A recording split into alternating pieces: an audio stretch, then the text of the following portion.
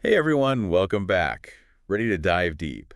Yeah. Today we're tackling a phrase that gets tossed around a lot, but is rarely unpacked. That sounds pretty intriguing. What phrase are we going after today? We're going to tackle that biggie. Everything is an illusion. Oh, wow. Yeah, that is a big one. I'm ready when you are. Great. And don't worry, we're not diving into the matrix or anything like that. Right. Oh. This is about exploring this idea from a philosophical and spiritual angle, Hmm. pulling wisdom from various traditions and texts. Okay. I'm really interested to see where this goes. Awesome. I think what we'll find is that this concept of everything being an illusion, while it sounds kind of out there, Yeah, it can actually be surprisingly relevant to our daily lives. I can see that. Even if you consider yourself a skeptic, Yeah, I think there's some real nuggets of wisdom to uncover here. I'm excited to get into it. me too. So let's start with something many of you might come across before. Okay. The concept of Maya in Hinduism. Right. But instead of just defining it, let's think about it in a personal way. How often do you find that how you see the world, your perception, changes based on your mood, your beliefs, even just the time of day? Oh, all the time. I mean, think about how different the world seems when you're feeling joyful compared to when you're down or stressed. Exactly. And that shifting perception, that's a key part of what Maya is pointing to. Hmm. It's like a veil, almost. The veil? Yeah, a Yeah. veil that obscures a deeper, unchanging reality called Brahman. I see. So it's not about denying the physical world exists, No, not at all. but it's more about understanding that our perception of it, how we experience it, is limited. Yes, It's filtered through this ever-changing veil of Maya. that's a really good way to put it. It's like a filter. Yeah. And it kind of makes you wonder, What's that?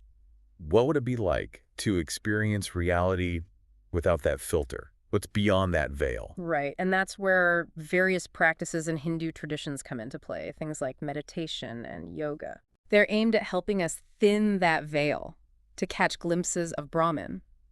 It's about transcending the limitations of our usual everyday way of seeing things. That makes a lot of sense. So Hinduism is tackling this illusion of reality from that perspective. Uh-huh.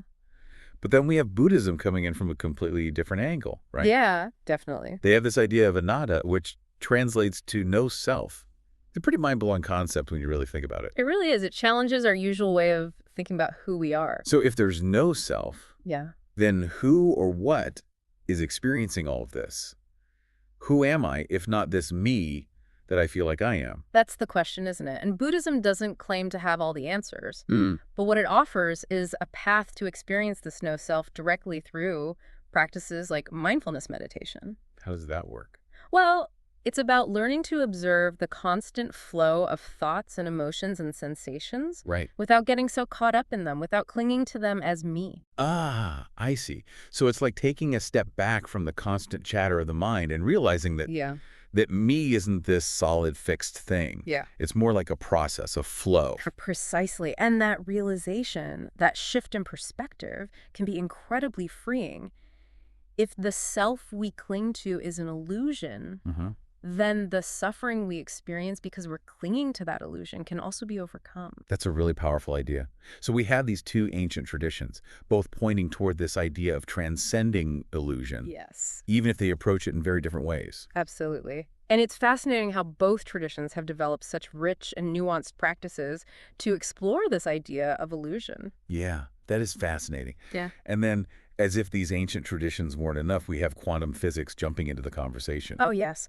Quantum physics really throws a wrench into our conventional understanding of reality. It really does. It brings up this idea of the observer effect. Right, the idea that at the subatomic level, the very act of observation influences reality. It's almost as if reality isn't fixed until it's observed. Whoa, hold on. So you're saying our consciousness actually shapes reality? It's certainly a possibility that quantum physics suggests.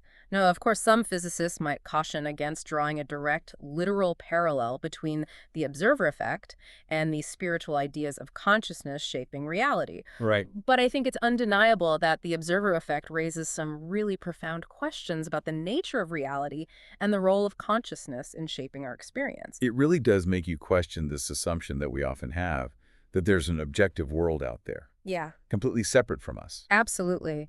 And it makes you wonder if these ancient spiritual practices have been pointing to this interconnectedness for centuries. What possibilities does that open up for us now? So we have these ancient wisdom traditions and we have modern physics, all hinting at this idea that things might not be as solid and fixed as we typically perceive them to be. Which leads us to the question of how we apply this idea of everything is an illusion to our everyday lives. Because it can't just be a cool thought experiment, right? Right. I mean, it's a profound idea to ponder, but it also has some very real practical implications. Okay, like what? Well, think about the ego, for example, that sense of self we often construct around external things. Hmm. Possessions, achievements, other people's opinions.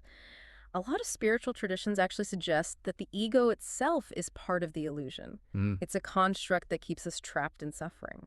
So you're saying we need to get rid of our egos completely?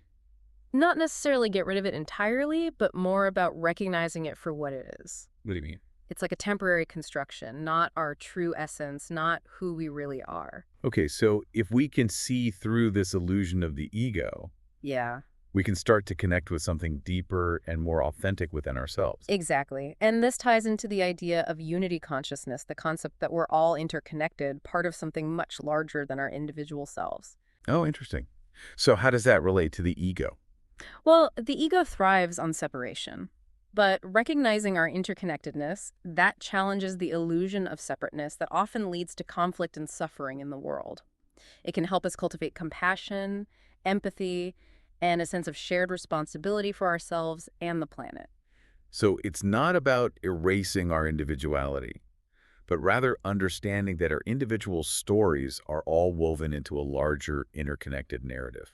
Beautifully put. It's like we're all characters in this grand play of existence. And the more we understand our roles and how we're all connected, the more harmonious the play becomes. I love that analogy. So if we were to sum this all up, the idea that everything is an illusion isn't about denying the reality of our daily experiences. Right. It's more about encouraging us to look beyond the surface level, to be aware of the filters through which we're perceiving the world, and to explore the deeper interconnected nature of reality. I think that's a great way to put it. And to leave you with a final thought, something to ponder. If the world is actually more fluid and interconnected than we tend to think, what possibilities does that open up? How might this shift in perspective change how you approach your life, your relationships, even your biggest challenges? Good questions. Yeah, so keep exploring those questions and see where they lead you. Thanks for joining me on this deep dive, and until next time, keep questioning, keep exploring, and keep an open mind. It's been a pleasure. All right, see you next time. Bye. Bye.